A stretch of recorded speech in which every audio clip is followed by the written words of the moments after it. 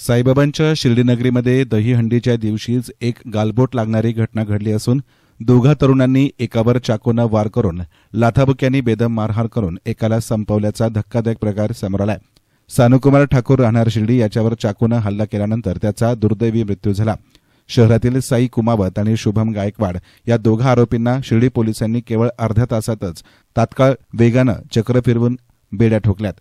जुन्या वादाच्या कारणातून तरुणाची हत्या करण्यात आल्याची प्राथमिक माहिती या निमित्तानं समोर आली आहे। मैताचे वडील नवीन कुमार बालबोध ठाकूर यांच्या फिर्यादीवरून शिर्डी पोलीस ठाण्यामध्ये गुन्हा रजिस्टर नंबर 812/2025 प्रमाणे भारतीय न्याय संहिता 2023 103(1) 115(2) 35 प्रमाणे गुन्हा दाखल करण्यात आला।